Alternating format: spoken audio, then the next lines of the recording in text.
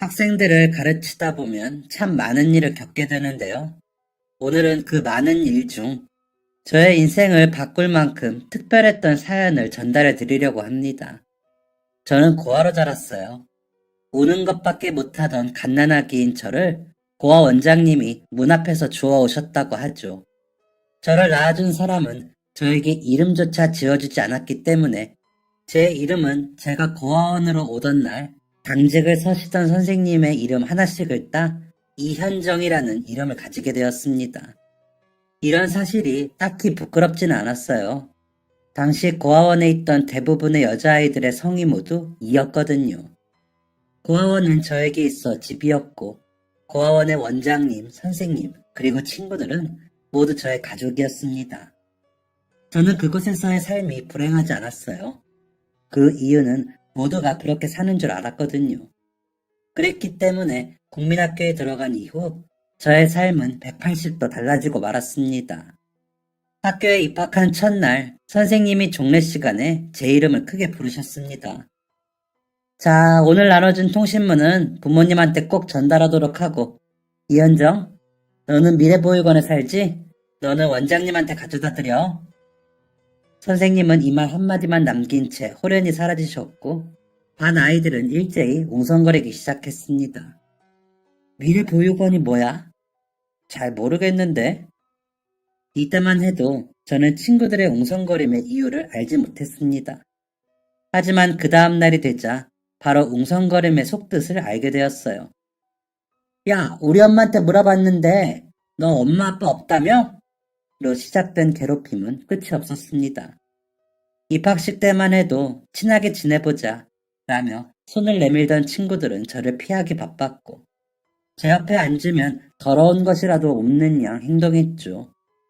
한 아이는 우리 엄마 아빠가 그러는데 부모 없이 자란 애들은 못 배운 게 많아서 옆에 두면 사고만 칠 거래. 그러니까 난 너랑 안 놀 거야. 라는 말을 하게 됐습니다. 지금이야 그런 말을 들으면 웃기고 있네. 라며 코웃음을 쳤겠지만 그때 저는 너무나 어렸고 아무 생각 없이 내뱉는 친구들의 말을 빗으로 삼아 제 가슴에 꽂고 있었어요. 저는 점차 말을 잃어갔고 작은 상황에도 울컥하고 방어적으로 행동하는 아이로 변해갔습니다. 그렇게 스스로를 갉아먹고 있던 어린 저를 건져내준 건 다름 아닌 저와 같은 날 고아원에 들어온 한 살 오빠 박희철이었어요. 저와는 다르게 이름을 가지고 고아원으로 들어온 희철이 오빠는 제 눈에 어른 같은 존재였습니다. 고작 한 살밖에 차이가 안 나는데도요. 희철 오빠는 어느 날부터 저를 데리고 등하교를 하기 시작했습니다. 30분 정도 걸어가는 동안 오빠는 저에게 이런저런 이야기를 해주었어요. 자신이 처음 학교에 입학했을 때의 이야기, 친구들과 싸웠던 이야기, 가장 친한 친구는 누군지에 대한 것들이었죠. 그렇게 한 학기가 지나고 나니 저는 그 누구보다 희철이 오빠를 의지하게 되었습니다. 희철 오빠는 제 반 아이들에게 자신을 꼭 현정이 오빠라고 소개했어요. 그렇다 보니 이제 갓 학교를 입학한 1학년 아이들은 더 이상 저를 건들지 않았습니다. 오빠와 함께 다니면서 저에게는 친구가 늘었어요. 저의 성격이 다시 밝아진 이유도 있겠지만 오빠의 친구들과 친하게 지내는 모습을 부러워한 동급생들이 저에게 다가왔기 때문이었죠. 저는 오빠와 둘도 없는 친구 사이로 지냈습니다. 정확히 따지면 남매처럼 자랐죠. 얼마나 오해 있게 자랐는지 선생님들은 우스갯소리로 박현정으로 하든 이희철로 하든 누구 한 명 성을 바꿔야 하지 않겠어? 라고 말하시곤 했어요. 하지만 저와 희철 오빠는 얼마 지나지 않아 이별을 하게 되었습니다. 고아원에서 가장 중요한 행사가 뭔지 아시나요? 어린이날? 크리스마스? 아니요. 고아원에서 가장 중요한 날은 누군가가 입양을 가는 날입니다. 어느 날 주말, 낯설지만 좋아 보이는 차 한 대가 고아원 주차장으로 들어왔어요. 그곳에서 내린 한 부부는 굉장히 인상이 좋았죠. 저를 비롯한 고아원의 아이들은 현관문에 따닥따닥 붙어 건물 안으로 들어오는 그 부부를 바라보고 있었습니다. 그 모습을 지켜보던 아이들은 모두 이런 생각을 하고 있었을 거예요. 나를 데려갔으면 좋겠다. 그 부부는 한아름 준비한 선물을 선생님께 드리고는 저희 모두에게 상냥한 인사를 건넸습니다. 이때도 아마 모두들 같은 생각을 했을 거예요. 저런 사람이 내 부모님이 되었으면 좋겠다. 하지만 두 분은 이내 원장실로 사라지셨고 원장님은 얼마 지나지 않아 희철 오빠를 부르셨습니다. 희철 오빠는 어디에 있었는지 한동안 밖에 나오지 않다가 원장님의 호출을 듣고는 나타났어요. 작은 가방을 꼬린 상태로 말이죠. 저와 눈이 마주친 오빠는 어딘가 미안한 듯 애써 제 눈을 피했습니다. 그 모습에서 저는 오빠가 이미 입양 사실을 알고 있었다는 사실을 알 수 있었습니다. 원장실로 들어간 희철 오빠는 오늘 고아원으로 찾아온 한 부부와 나란히 선 상태로 나타났어요. 모두가 우와 소리를 내며 희철 오빠를 부러워했지만 저는 그럴 수 없었습니다. 입양은 분명 좋은 일이지만 오빠가 입양을 간다면 저는 더 이상 오빠와 예전처럼 지낼 수 없을 테니까요. 아이들 한 사람 한 사람에게 인사를 남긴 오빠는 마지막으로 저에게 다가왔습니다. 미리 말하지 못해서 미안해. 편지할게. 꼭 답장해줘. 아마 오빠는 제가 화가 났을 것이라 생각했나 봐요. 저는 크게 웃으며 오빠의 팔뚝을 찰싹 때렸습니다. 왜 그렇게 말해? 오빠가 편지하면 당연히 답장해야지. 조심히 가. 그렇게 희철 오빠는 떠났습니다. 모두의 축복을 받으면서요. 오빠의 뒷모습을 향해 손을 흔들던 제 마음은 참 복잡했습니다. 부럽고 질투나고 기쁘고 슬프고 우울하고 다 큰 어른이 된 지금도 그때의 감정을 설명하기란 쉽지 않네요. 오빠가 차를 타고 떠난 뒤 아이들은 잠에 들 때까지 오빠의 이야기를 했어요. 아까 희철이 오빠 데려간 사람들 차 되게 좋아 보였지? 역시 오빠는 부잣집으로 간 걸까? 야, 당연하지. 오빠 정도면 엄청 부자인 사람한테 갈 수 있었을걸? 그 오빠가 그렇게 대단해? 우리 사이에서는 완전 연예인이었잖아. 성적도 좋지. 얼굴도 하얗고 잘생겼지. 그리고 얼마나 친절해. 하긴 장난만 치는 다른 남자애들이랑은 다르긴 했지.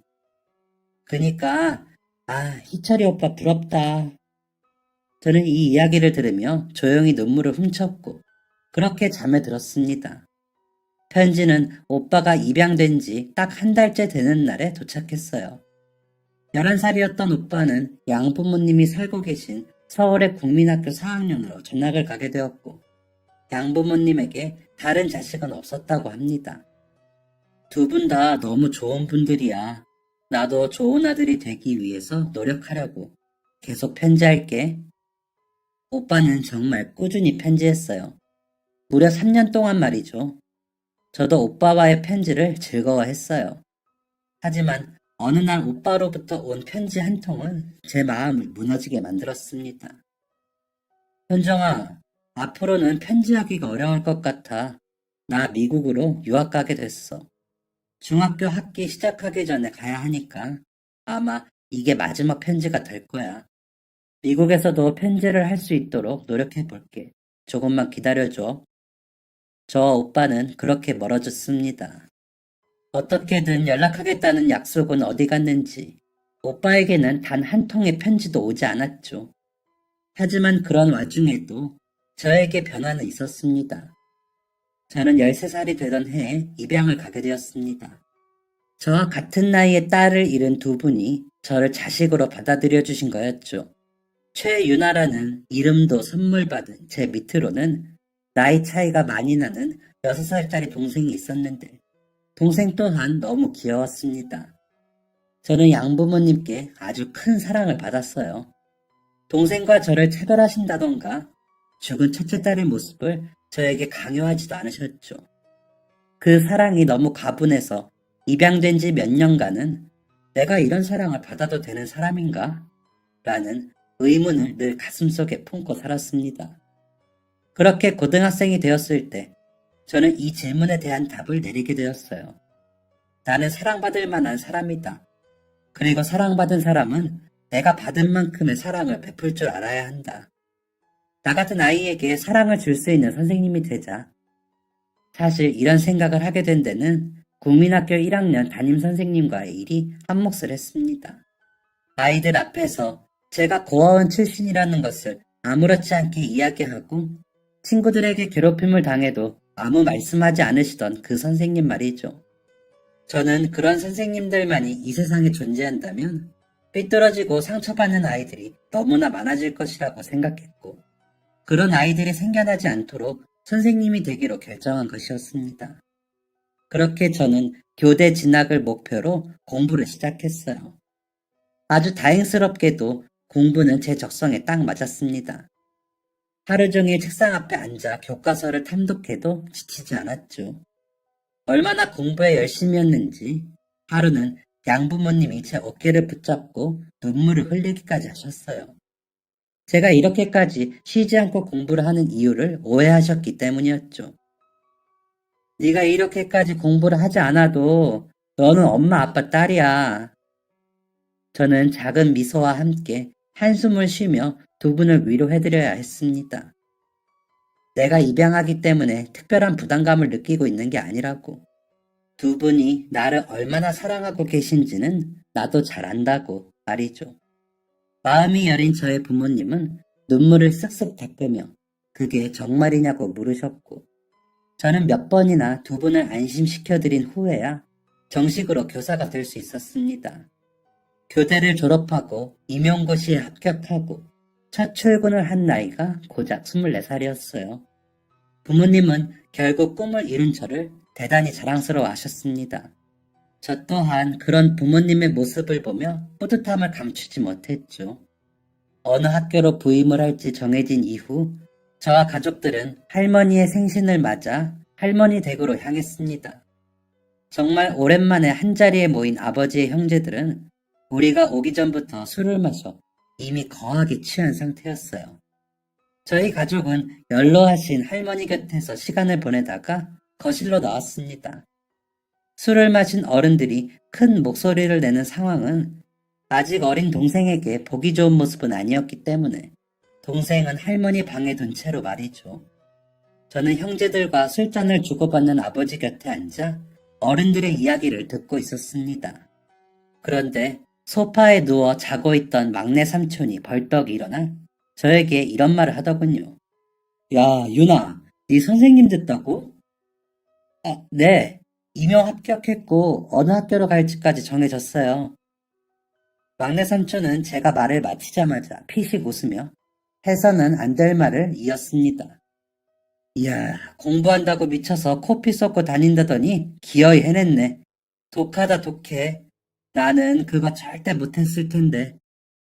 술에 잔뜩 취한 작은 삼촌의 말투가 묘하게 비꼬는 투인 걸 알아차린 어른들은 그만해라 이제. 취했으면 들어가서 자. 라며 작은 삼촌을 말리셨지만 작은 삼촌은 멈추지 않았어요. 아니, 내가 뭐 애를 잡아먹기라도 하나? 그냥 나는 신기해서 그래.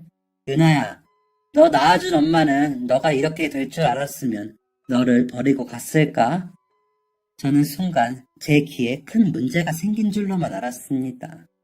하지만 막내 삼촌의 입에서 나온 말은 모두 현실이었습니다. 제가 충격을 받은 듯 멍하니 앉아있자 아버지는 벌떡 일어나 고함을 치셨어요. 그만하지 못해? 막내 삼촌은 뭐에 씌인 건지 말을 멈추지 않았습니다. 아니지, 아니야. 지 배 아파서 낳은 딸 버리고 도망간 엄마 손에서 자랐으면 이렇게 잘 못 컸지. 야, 윤아야, 너는 꼭 니네 부모님한테 효도해라. 알겠지? 순식간에 공기가 얼어붙는 게 느껴졌고 어머니는 제 손을 잡고 일으켜 현관으로 향하셨어요. 아버지의 형제들은 막내 삼촌을 끌어내 방으로 밀어 넣으려고 하셨죠. 아버지는 그 앞에서 손가락을 치켜 올리며 고함을 치고 계셨습니다. 문이 닫히기 전 막내 삼촌은 아버지에게 손가락질을 하며 이렇게 말씀하고 계셨어요.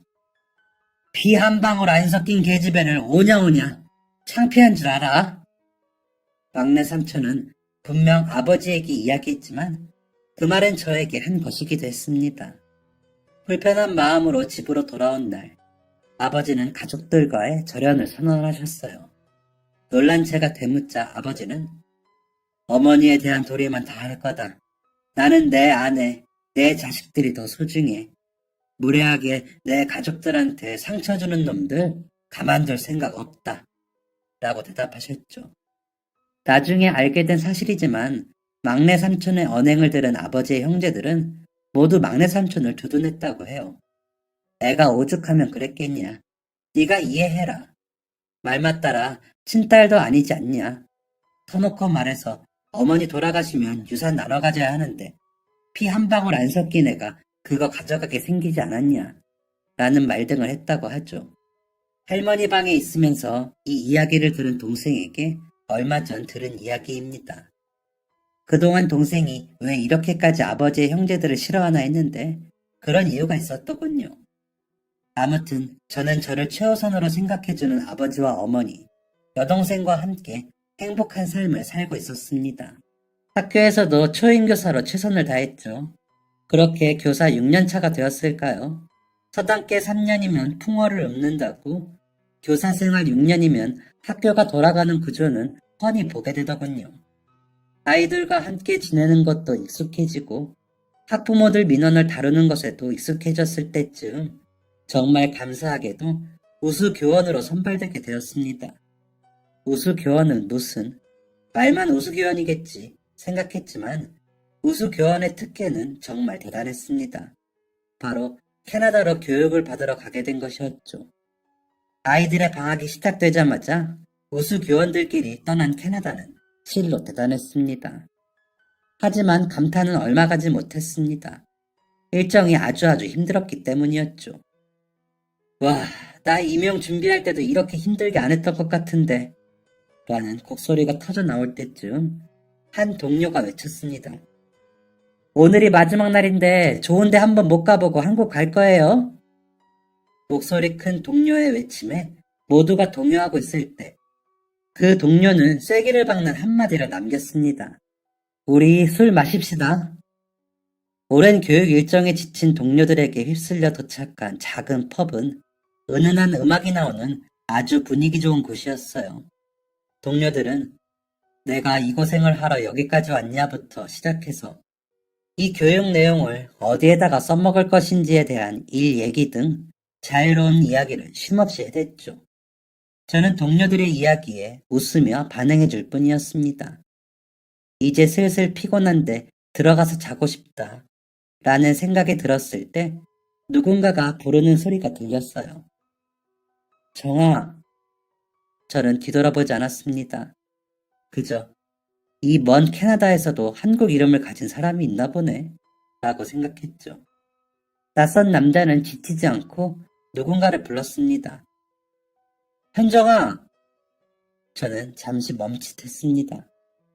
고아원에 버려진 저에게 붙여진 이름이 바로 현정이었기 때문이죠. 조금 당황스러워하고 있는데 뒤에서 한 번 더 목소리가 들렸습니다. 이현정? 어느새 가까이 온 낯선 남자의 목소리에 고개를 돌리니 너무나 익숙한 얼굴을 하고 있는 사람의 얼굴이 보였습니다. 희철 오빠? 역시 너 맞는구나. 저를 끌어안고 반가워하는 희철 오빠는 교포의 느낌이 더 컸어요. 딱 봐도 그동안 한국에 들어오지 않은 게 보일 정도였습니다. 저는 그런 희철 오빠를 반가워했고 동료들은 어리둥절한 표정으로 저희를 바라보았어요. 저는 동료들에게 간단하게 설명한 이후 자리를 옮겨 오빠와 이야기를 이어나갔습니다. 아니, 어떻게 된 거야? 어떻게 우리가 여기서 만나? 그리고 오빠는 나를 어떻게 알아봤어? 나 옛날에 비해 많이 예뻐져서 알아보기 힘들었을 텐데.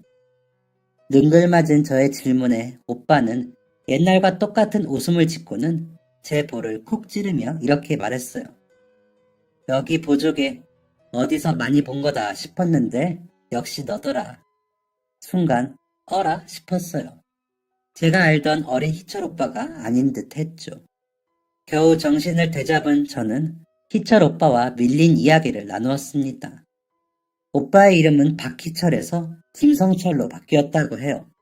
제가 이현정에서 최윤아로 바뀐 것처럼 말이죠. 오빠는 미국에서 대학까지 졸업했고 캐나다에는 친구들과 여행차 왔다가 저를 본 것이라고 해요. 저는 정말 시간 가는 줄 모르고 오빠와 긴 대화를 나누었습니다. 나이가 나이이다 보니 그동안 소개팅도 많이 해보았는데 이성과 이렇게까지 오래 대화를 한 건 처음이었던 것 같아요. 오빠와 떨어져 있던 시간이 함께 했던 시간보다 훨씬 많은데 이토록 편안한 마음이라니 신기할 따름이었죠. 그렇게 늦은 밤 오빠와 헤어지고 숙소에 돌아간 뒤 문자 한 통이 도착했습니다. 내일 저녁에 출국한다고 했지? 그 전에 얼굴 한번 보자. 점심도 먹고. 오빠의 말에 조금 수줍어진 저는 한 차례 이불을 걷어찬 뒤에야 잠에 들 수 있었습니다. 다음날 점심 식사를 위해 제가 머물고 있던 호텔로 찾아온 오빠의 모습은 어제보다 훨씬 멀끔해진 모습이었어요. 멋진 에스코트를 받아 식당으로 도착한 뒤에는 어제와 마찬가지로 이런저런 이야기를 떠들었습니다. 식사를 거의 마쳤을 때쯤 저는 마음 깊은 곳에서 항상 궁금해하던 그것을 물었습니다. 오빠, 왜 편지한다고 해놓고 안 했어? 내가 얼마나 기다렸는데. 살짝 울컥하는 마음을 겨우 가라앉히고 눈을 들었는데 굉장히 미안한 눈을 한 오빠가 저를 바라보고 있었어요. 사실 미국에 간다는 건 우리 부모님의 의지가 컸어. 미국에 겨우 정착하고 나니까 벌써 1년이 지났더라. 너한테 연락을 하고 싶었는데 부모님이 한국에 연락하는 걸 별로 반기시지 않아서 고집을 부리기가 어려웠어. 왜 한국에 연락하는 걸 막으셨는데? 이제 내 가족은 우리 부모님인데 내가 자꾸 한국에 미련을 두는 것 같아서 걱정스러우셨나 봐.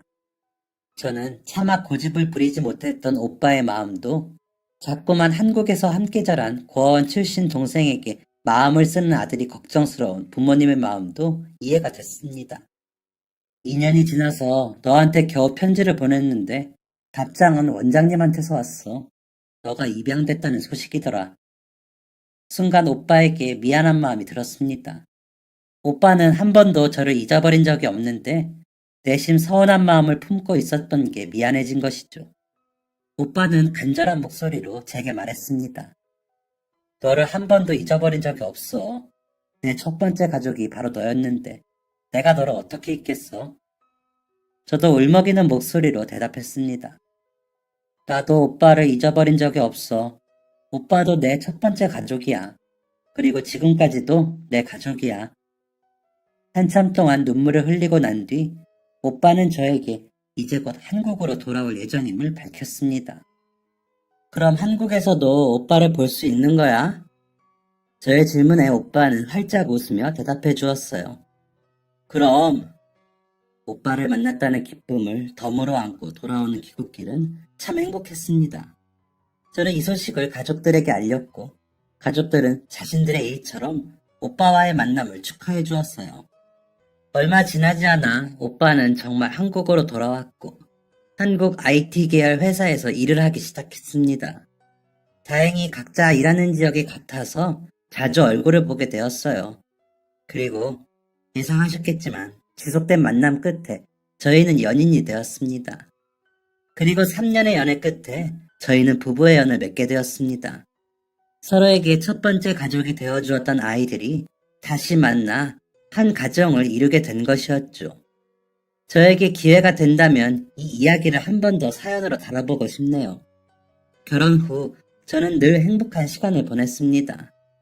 매일 아침 미국식 아침 식사로 나를 깨워주고 학교까지 데려다주는 남편 덕에 사랑받는다는 느낌이 충만한 상태였죠. 그런데 그랬던 저에게도 근심거리가 하나 생겼습니다. 남편에 대한 것은 아니었어요. 바로 제가 맡은 반에 새로 전학 온 아이 때문이었죠. 어느 날은 남편과 식사를 하고 있는데 남편이 이렇게 묻더군요. 왜 이렇게 잘 못 먹어? 속이 안 좋아? 죽을 끓여줬어야 했나? 저는 퍼뜩 놀라 정신을 차리고 사과했습니다. 아유, 아니야. 누가 만들어줬는데. 너무 맛있지. 그런데 왜 그래? 무슨 고민이라도 있는 거야? 정말로 저를 걱정하고 있는 남편의 표정에 저는 차마 다른 이야기를 하지 못하고 속 이야기를 꺼내게 되었습니다. 사실 이번 학기에 전학 온 학생이 있는데 그 학생한테 신경이 많이 쓰이네. 왜? 애가 막 다른 애들을 괴롭혀? 그것도 아님 말을 잘 안 들어? 저는 고개를 가로저으며 대답했어요. 차라리 그러면 밥이라도 넘어갈 것 같아. 얘는 뭐랄까. 나한테도 그렇고 다른 애들한테도 그렇고 벽을 쳐. 자기 선 안에 들어오면 가만두지 않겠다는 듯이 항상 날카로운 상태로 있고 남편은 의아한 듯 물었습니다. 왜 그러지? 무슨 상처라도 받았나? 아니, 애초에 초등학교 6학년이 6학년 2학기에 전학 올 일이 뭐가 있어? 저는 심호흡을 크게 하고 그 이유를 남편에게 알려주었습니다. 그 학생 위탁가정에서 자라고 있어. 아, 그래. 위탁가정에서 자라는데 그게 뭐? 남편은 위탁가정에서 자라는 게 사람들에게 선을 긋고 느지막하게 전학을 온 거랑 무슨 상관이냐는 듯 이야기하다 무언가를 깨달은 듯 말을 멈췄습니다. 위탁가정에서 자라고 있기는 한데 보호자가 몇 번이나 바뀌었다나 봐. 3살부터 위탁가정에 맡겨졌는데 13살까지 10년 동안 보호자가 5번 바뀌었대. 지금 보호자가 5번째 보호자인 거지. 10년 동안 보호자가 이 정도로 많이 바뀌는 건 흔한 일이 아니라고 합니다. 관계자에게 들은 바에 의하면 제 학생은 심한 분리불안 장애를 앓았고 이로 인해 일상생활이 힘들어진 보호자들이 양육을 포기하게 되었다고 하죠. 거의 2년에 한 번꼴로 보호자가 바뀐 꼴이었으니 제 학생은 정들만 할 때 헤어지는 일을 많이 겪었을 것입니다. 학교도 2년에 한 번 전학을 다녔으니 친해질 만한 여유도 시간도 없었겠죠. 이 이야기를 들은 남편은 제 학생을 굉장히 안타까워했어요. 그럼 그 아이가 친구들이랑 자기한테 선을 긋는 이유도 언제 헤어질지 모르는 사람들이랑 정을 쌓고 싶지 않은 거지. 남편은 다 먹은 접시를 치우며 저에게 물었습니다. 그런데 그 아이는 어쩌다 위탁가정에 맡겨지게 된 거야? 저는 남편의 뒷정리를 도우며 하기 어려운 말을 시작했어요. 아이 아빠랑 엄마가 3살짜리 애만 두고 야반도주를 했었대. 뭐? 애는 어떻게 하고? 애는 집에 두고 반지하였는데 애가 잘 때 몰래 나오면 애가 알아채지 못할 거라고 생각했나 봐. 미친 것들 아니야? 애가 잘못되면 어쩌려고? 그러니까 부모 자격이 없는 놈들이지. 아무튼 다행히 애가 깨서 엉엉 우니까 주인집에 아이를 발견했다나 봐. 마침 주인집 문 앞에 밀린 월세는 죄송합니다. 다음 생에 갚겠습니다. 라는 쪽지가 붙어 있기도 했고 아이의 부모는 아주 양심이 없는 족속들이었습니다. 밀린 월세는 죄송합니다. 나중에 갚겠습니다도 아니고 다음 생에 갚겠습니다라니. 게다가 그 사람들은 경찰 수사를 통해 붙잡히게 되었고 그 과정에서 이혼을 하게 되었다고 합니다. 애엄마는 절대 애는 못 데려가겠다고 하지. 결국 아이를 떠넘기듯 받은 아이의 아빠는 관계자들에게 아이를 위탁해달라고 말한 후 사라졌다고 하죠. 아이를 위탁센터에 맡긴 후 단 한 번도 찾지 않았다고 합니다. 원래는 아이를 기를 환경이 준비되지 않은 부모들이 아이들을 위탁가정에 맡겨둔 뒤에 아이를 키울 기반을 다지고 다시 데려가는 게 일반적인데 이 인간은 아이가 성인이 될 때까지 한 번도 찾지 않을 것 같아. 아니, 도대체 그럴 거면 왜 위탁가정에 맡기는 건데? 같은 선생님들 얘기로는 아이가 성인이 돼서 독립할 때를 기다리는 것 같대. 아이가 알아서 살아갈 수 있는 나이가 되면 그때 나타나서 아빠 노릇하면서 돈 좀 뽑아먹고 그러려는 게 아니냐는 거지. 남편은 너무나 현실적인 저의 말에 흠칫 놀란 듯 했습니다. 그래도 나도 그렇게 생각하고 싶은데 세상에는 인간 같지도 않은 인간들이 너무 많더라. 애가 이제 13살인데 애 얼굴은 보지도 않고 계약 갱신할 때도 대리인 보내서 서류에 사인이나 하게 하고 아무리 사는 게 바빠도 지 자식 생일이나 어린이날은 챙겨야 하는 거 아니야? 명절 때 자기 가족들한테 인사라도 시키던가. 화가 나서 다다다 쏟아붓는 동안 저녁 식사 식탁은 깨끗해져 있었습니다. 저는 순간 머쓱해져서 남편에게 말했어요. 미안, 맛있는 요리 해줬는데 제대로 반응도 안 해주고 괜히 화내는 것만 보여줬네. 남편은 그런 저를 보고 웃으며 이렇게 말했습니다. 학생의 상황을 보고 분노하는 선생님, 얼마나 멋있어. 그날 밤 남편과 함께 있는데 남편이 이런 말을 하더군요. 아이랑 진지한 이야기를 해보는 건 어때? 내가 괜히 말을 꺼냈다가 상처를 건들면 지금까지 보호자가 친부모까지 6번이나 바뀌었는데 아마 그 아이도 어른들 생각은 다 알 거야.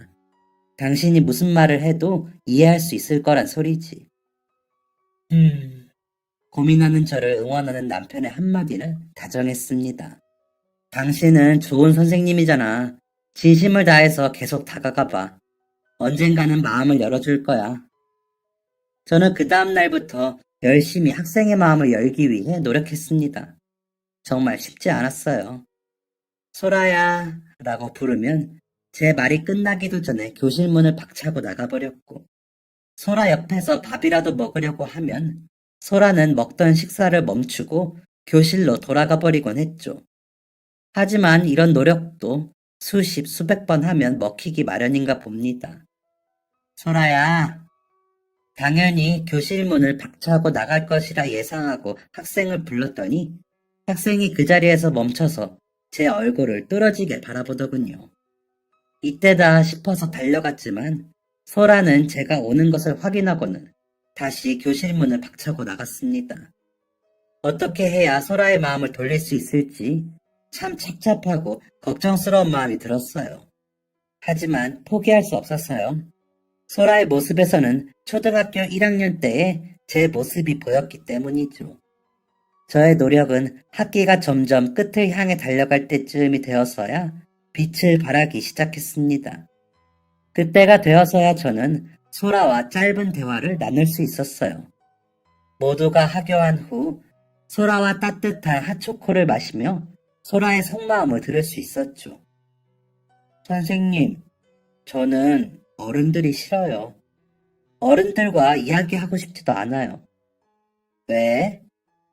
어른들이랑 얘기하다 보면 제가 불쌍한 애가 된 것만 같아요.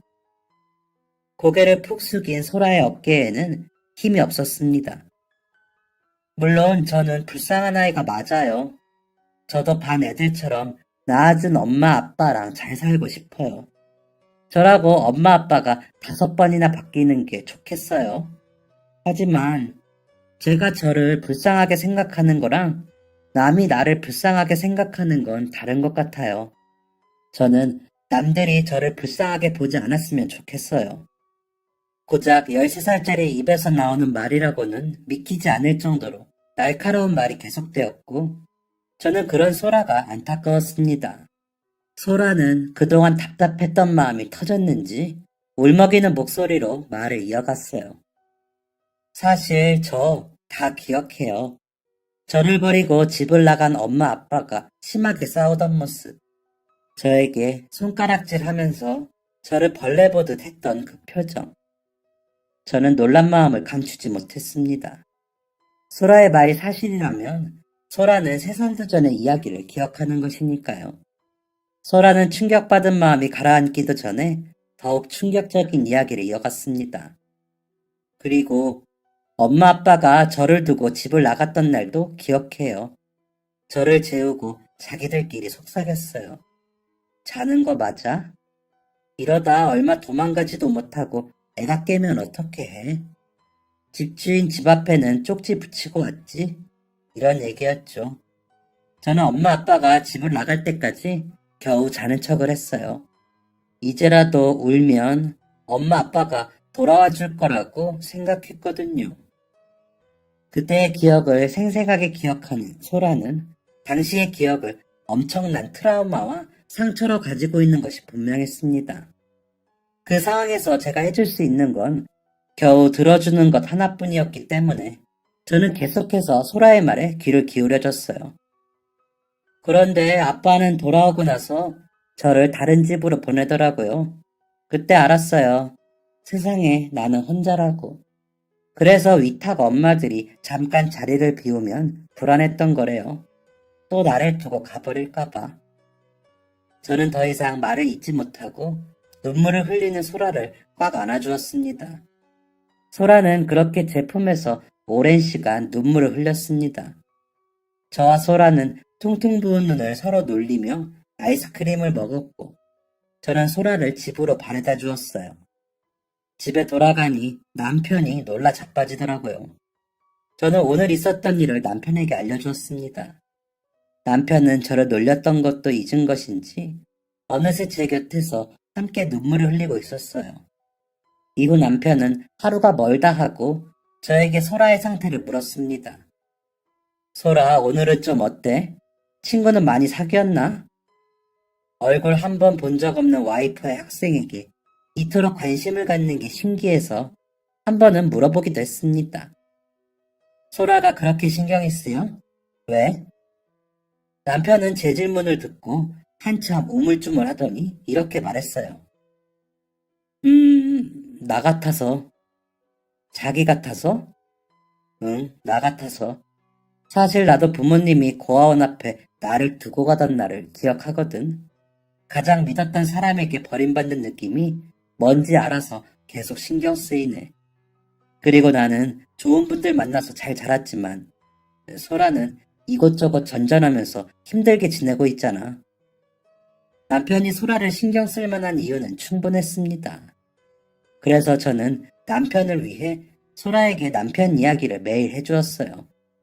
아이들이 하교를 하고 난 이후의 시간은 저와 소라의 시간이었기 때문에 남편의 모든 이야기를 전달해주는 건 그리 어려운 일이 아니었습니다. 그리고 남편의 이야기를 하려면 저의 과거 이야기를 안 할 수가 없었어요.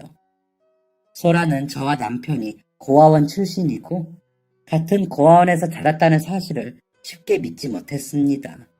어떻게 고아원 출신이 선생님이 될 수 있느냐라는 호기심을 가지고 있는 것 같았어요. 부모 없이 자란 애가 어떻게 선생님이 됐는지 궁금하지? 소라는 아니라며 손을 휘저었지만 저는 알 수 있었어요. 사실 나는 부모가 없다는 사실에 세상을 미워했었어. 친구들이랑도 말 한 번 안 섰고 고아원 원장님한테 괜히 신경질을 부리기도 했지. 소라는 믿기지 않는다는 듯 제 이야기를 듣고 있었습니다. 그렇게 삐뚤어지고 있는 나를 바로잡아준 게 지금 내 남편이야. 남편은 내 가족이 되어줬어. 신기하지? 같은 엄마 뱃속에서 나온 게 아닌데도 가족이 되는 게. 소라는 조용히 고개를 끄덕였습니다. 그렇게 소라를 집으로 바래다 준 저는 깊은 고민에 빠졌습니다. 같은 엄마 뱃속에서 나온 게 아닌데도 가족이 될 수 있다. 이 말은 제가 한 말이었지만 제 마음을 울렸기 때문이죠. 저는 이날부터 소라를 제 딸로 입양하는 걸 진지하게 고민하기 시작했습니다. 남편이 저의 가족이 되어서 저를 건져준 것처럼 저 또한 소라의 가족이 되어 소라를 건져주고 싶다는 생각이 든 것이죠. 하지만 이 말을 쉽게 꺼낼 순 없었어요. 남편과 저는 아이를 갖기 위해 계속해서 노력 중이었거든요. 그렇게 타들어가는 속을 안고 살아가던 중에 시부모님이 오랜만에 미국에서 돌아오셨어요. 오랜만에 만나 반가운 마음에 이런저런 이야기를 하고 있는데 남편이 아무렇지 않게 소라는 잘 지내? 라고 묻더군요. 남편의 질문에 시부모님은 소라? 라고 물으셨어요. 남편과 저는 시부모님에게 그동안 있었던 일을 이야기했고 이야기를 다 들은 시부모님은 결국 눈물을 참지 못하셨습니다. 시부모님은 이후 남편에게 신기한 이야기를 하셨다고 합니다. 얼굴도 모르는 아이인데 이렇게 마음이 쓰이는 건 처음이다. 유나한테는 얘기하지 말고 내가 도울 게 있으면 얘기해. 이런 이야기까지 들었는데 더 이상 미룰 수가 없겠더군요. 저는 퇴근을 한 남편을 곧장 자리에 앉혔습니다. 그리고 비장한 표정과 목소리로 이야기했어요. 나 자기한테 할 말이 있어. 처음 보는 모습에 남편은 당황한 듯 했습니다. 무슨 말? 저는 크게 심호흡을 2번 한 뒤, 지금까지 오랫동안 고민해온 이야기를 꺼내놓았습니다. 나 소라를 입양하고 싶어. 남편은 갑작스러운 이야기에도 놀라지 않았어요. 소라는 고아가 아니잖아.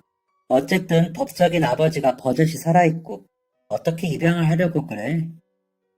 친부가 친권을 포기하면 돼. 지금까지 아이를 한 번도 찾지 않았고 아이의 보호자가 5번이나 바뀌는 동안 단 한 번도 신경 쓰지 않았으니까 힘든 시간이 될 거야. 알지? 응, 알아. 남편은 한동안 말이 없었습니다. 저는 남편이 화가 난 줄 알았어요. 자기, 미안해. 우리 아기 계획 가지고 있는데 갑자기 입양을 하자고 해서 너무 내 욕심만 부린 것 같아서 미안해. 정말 미안해. 하지만 남편은 화가 난 게 아니었습니다. 남편은 무릎이라도 꿇을 듯 미안해하는 저를 보고 깜짝 놀라 이렇게 말했어요. 뭐 하는 거야? 나 화난 거 아니야. 사실 나도 우리가 소라를 키우는 게 어떨까 하고 많이 생각했어. 무엇보다 전에 소라랑 같이 놀러 간 적 있잖아. 나 그때 정말 아빠가 된 기분이었다고. 저는 놀라운 남편의 대답에 감사하며 엉엉 울었습니다. 남편은 저를 위로하며 이렇게 말해주었어요. 혼자 고민하게 돼서 미안해. 우리가 서로에게 세상이 되어줬던 것처럼 이제 우리가 소라의 세상이 되어주자. 저는 남편과 함께 소라를 찾아갔고 소라에게 우리와 가족이 되는 건 어떻겠니? 라고 물었어요. 소라는 이 말의 뜻을 이해하자마자 펄쩍펄쩍 뛰며 너무 좋다고 대답했죠. 소라와 함께 나온 소라의 위탁 어머니도 소라가 요즘 부쩍 밝아져서 왜 그러나 했더니 선생님 덕분이었네요. 라며 고마움을 전하셨습니다. 남편의 동의, 소라의 허락까지 마치고 나니 가장 큰 문제가 남아 있었습니다. 바로 소라의 친부였어요. 그는 저의 예상대로 소라를 이용해 먹기 위해 친권을 포기하지 않는 것이었습니다.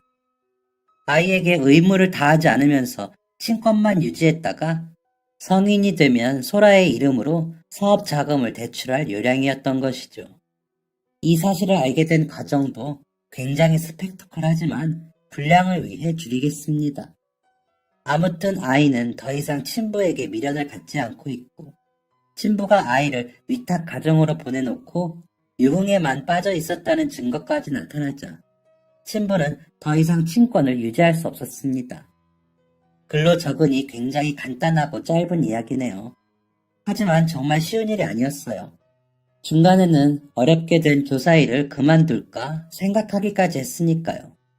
그렇게 소라를 입양할 수 있을 만한 여건이 되었을 때 저와 남편은 시부모님에게 입양 사실을 알렸습니다.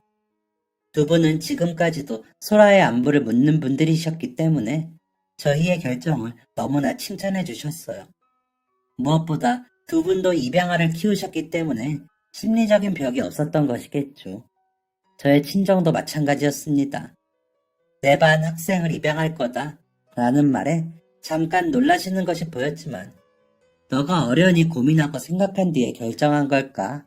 라고 말씀하시며 저의 결정을 지지해 주시고 축복해 주셨습니다. 특히 제 동생은 엄마가 된 걸 축하한다며 한바탕 난리를 피워 진정시키느라 혼이 빠졌죠.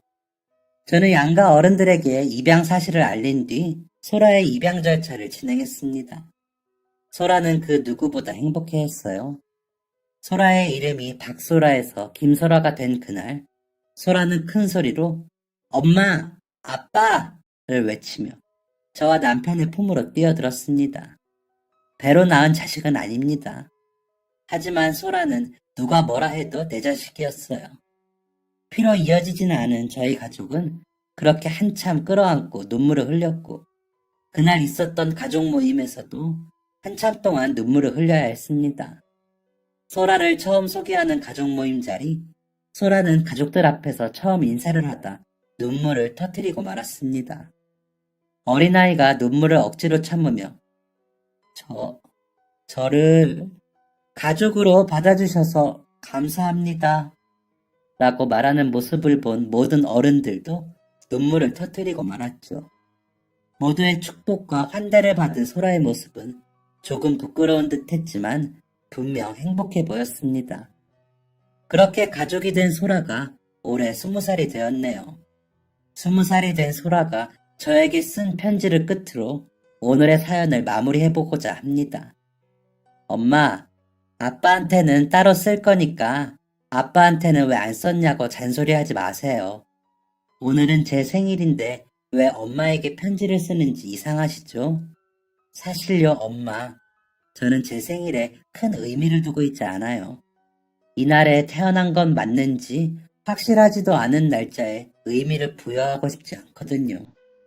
그런데 엄마, 제가 의미를 두는 날이 없는 건 아니에요.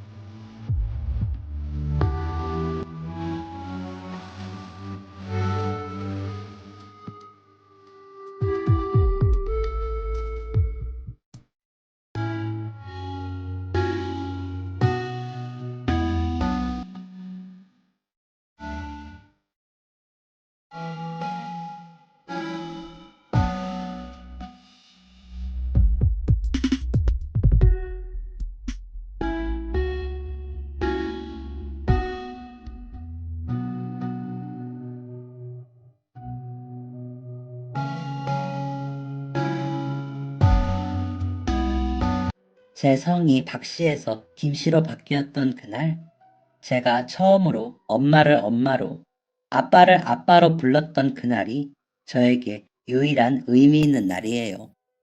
저를 김소라로 만들어주셔서 감사해요. 저를 법적인 가족으로 만들기 위해 엄마가 얼마나 노력하셨는지 알고 있어요. 엄마는 정말 사랑이 넘치는 분이에요. 엄마는 자신이 받은 사랑을 다른 사람에게 전달해 줄 수 있는 그런 사람이에요. 그래서 저도 그렇게 살려고 해요. 부모를 잃은 아이들, 자식을 잃은 어른들, 도움이 필요한 모든 사람들에게 사랑을 전해주고 그들을 돕는 사람이 되려고 해요. 엄마, 피는 이어지지 않았지만 우리는 가족이에요. 엄마가 단 한 번도 저에게 엄마가 아니었던 적이 없어요. 제가 20살이 될 때까지 저를 사랑으로 키워주셔서 감사해요. 평생을 감사하며 살게요. 사랑해요, 엄마. 정말 사랑해요. 이 편지를 읽고 얼마나 펑펑 울었는지. 저는 소라가 20살이 될 때까지 소라는 숫기가 없다고 생각하며 살았는데 이 편지를 읽고 제 생각이 잘못되었다는 사실을 깨닫고야 말았습니다. 하지만 감동도 잠시. 저는 남편의 비명에 거실 밖으로 나갔다가 뒷목을 잡고 쓰러질 뻔했어요. 이게 뭐야? 그건 바로 소라가 남편에게 남긴 편지 봉투 안에 있었던 비행기표와 장기봉사 팸플릿이었습니다. 뭐? 아프리카를 간다고? 다가오는 모든 사람들에게 선을 긋고 자신을 사랑해주는 사람들의 사랑마저도 내쳤던 그 어린아이는 자신의 몸과 영혼을 바쳐 남들을 사랑하고 돕게 했다며 아프리카로 떠나고야 말았습니다. 그것도 부모에게 상의 한마디 없이 말이죠. 이거 아주 20살 됐다고 좋아하더니 다 꿍꿍이가 있는 거였어. 남편은 팸플릿을 들고 부들거리는 저를 조용히 불렀습니다. 여보, 왜? 이것 좀 봐봐. 남편이 보여준 것은 소라가 남편에게 남긴 편지 쪼가리 같은 것이었습니다. 때 되면 돌아오겠음. 찾지 마. 이 편지를 보고는 살짝 기절했던 것 같기도 해요. 소라는 엄마 아빠를 놀라게 한 것이 무색하게 매일매일 영상통화를 걸어왔고 사진을 보냈습니다. 매일 얼굴이 야위어가는 것 같아 마음이 쓰였지만 다른 사람들의 더러운 발을 닦아주며 행복함을 느끼는 소라의 모습을 보면 뿌듯한 마음도 들고 안타까운 마음도 들고 그러네요. 아, 한 가지 중요한 이야기를 놓쳤네요. 저는 소라를 입양한 지 2년 차가 되던 해에 아이를 가졌고 3년 차가 되던 해에 아이를 낳았습니다. 소라에게는 나이 차이가 아주 많이 나는 늦둥이 동생이 생긴 것이지요. 혹시나 소라가 동생의 존재로 상처받지 않을까 걱정했지만 그런 걱정은 안 해도 되는 것이었습니다. 소라는 제 동생밖에 모르는 바보거든요. 부디 소라가 무사히 봉사를 마치고 건강한 모습으로 돌아올 수 있기를 바랍니다. 이 사연을 들으시는 분들도 함께 응원해주세요. 가족의 형태는 참 다양합니다.